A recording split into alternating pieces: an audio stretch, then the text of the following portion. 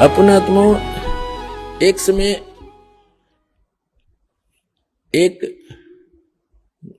नगर के बाहर दो साधक साधना किया करते थे।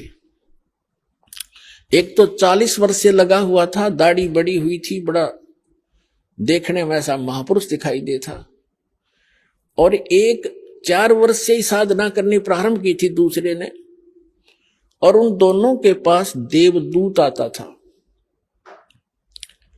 और उनके पास बैठकर घंटों भगवान की चर्चा दोनों से ही करके जाता था। एक दूसरे साइड में था नगर के, एक ईस्ट में एक वेस्ट में।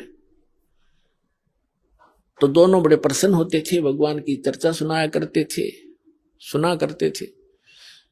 एक दिन भगवान के सामने देवदूत ने कहा कि प्रभु, आपके 2 भक्त उस नगर में एक विशेष आपके ऊपर विश्वास करते हैं, आपकी बड़ी भक्ति करते हैं, आपके ऊपर आरूढ़ हैं, कुर्बान हैं। तो परमात्मा ने कहा कि भगवान ने कहा कि उनमें से एक भक्त है, ये दूसरा भक्त नहीं है, वो तो वैसे ढोंग कर रहा है।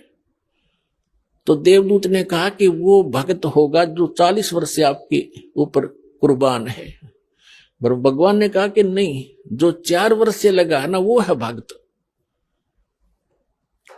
अब ये देवदूत के बात गले उतरे नहीं कि वो 4 साल से लगा रहे, 40 वर्ष से मालिक के नाम पर बैठा है, सब कुछ घर त्याग रखा है। तो भगवान ने उसके मन की वृत्ति जानकर कहा कि देवदूत, क्या मेरी बात पर विश्वास नहीं हुआ? देवदूत कहने लगा, जी भगवान, आपकी बात पर अविश्वास हुई तो हो ही नहीं सकता, लेकिन मेरी बुद्धि संकीर्ण है, या मेरा गला उतरती को ना। तो परमात्मा ने कहा कि आप किस टाइम जाते हुआ वहां पर के 1 बजे से जाता हूं, कि आज तू 2 घंटे लेट जाना और देर से जाना। देर से जाने का वो कारण पूछेंगे तो ये बताना कि आज भगवान ने ऐसा ऐसा किया। फिर उनकी दोनों की जो प्रतिक्रिया हो वह मुझे बताना। वो कहना ठीक है जी। अब 2-3 बजे गया देवदूत। उस दिन पहले गया उसके पास जो 40 वर्ष से बैठा था, उसने पता था कि यूं खरा भगत है, वो ये सोच रहा था। अब उसने भी कारण जाना कि देवदूत आज तो बहुत लेट आए, क्या बात हुई? आपकी इंतजार कर रहा था, चर्चा करते भगवान की, अच्छा टाइम पास होता था। देवदूत ने कहा कि हे भक्त, आज के बताऊं, बस पूछे मत, आज तो मेरा कलेजा पकड़ेगा। आज भगवान ने ऐसी अनहोनी कर दी। 1 बजे उन्होंने कैसी अनहोनी करनी थी वो देखना था, उसको देख कर आया मैं। तो देवदूत ने पूछा, भी ऐसा क्या कर दिया भगवान ने? कि परमात्मा ने सुई के नाके में जिसमें धागा डाला रहे, उसमें हाथी निकाल दिया। तो वो नो कहो 40 साल का भगत है, ने बोला इसी झूठ बोल किसी का जो चीजा है और आगे मत बताइए बात किसी का, ये कभी हो सकता है सुई के नोके में हाथी निकल जाए?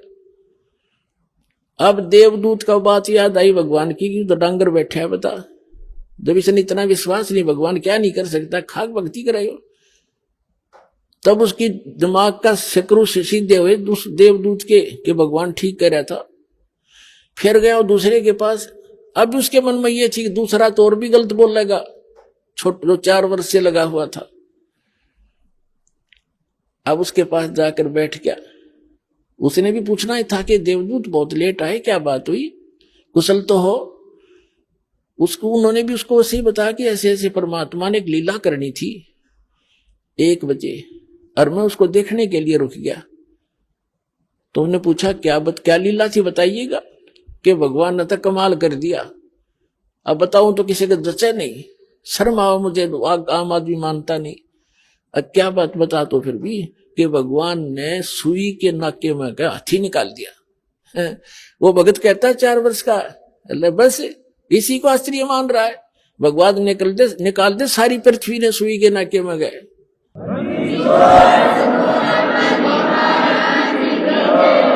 तो देवदूत ने सीने से लगा लिया उस भगत को कि धन है तेरे माता पिता जिनसे जन्म हुआ, भगत होती सा हो।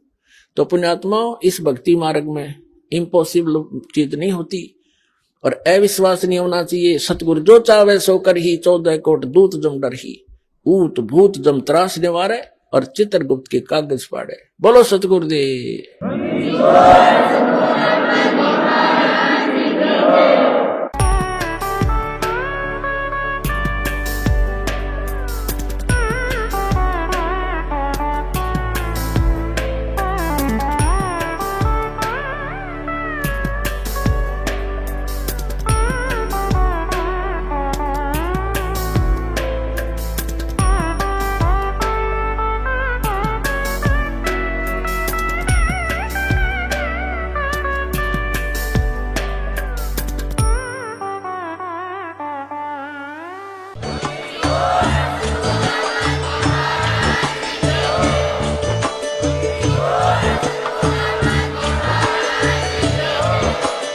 आप सुन रहे थे जगत गुरु तत्वदर्शी संत रामपाल जी महाराज जी के मंगल प्रवचन। अधिक जानकारी के लिए विजिट कीजिए हमारी वेबसाइट www.jagatgururampalji.org। संत रामपाल जी महाराज जी के शुभ आशीर्वाद से पूरे विश्व भर में 500 से भी ज्यादा नाम दीक्षा केंद्र हैं, जिन पर संत रामपाल जी महाराज जी द्वारा ऑनलाइन निशुल्क नाम दीक्षा दी जा रही है। अपने नजदीकी नाम दीक्षा केंद्र का पता करने के लिए संपर्क करें 8222880541।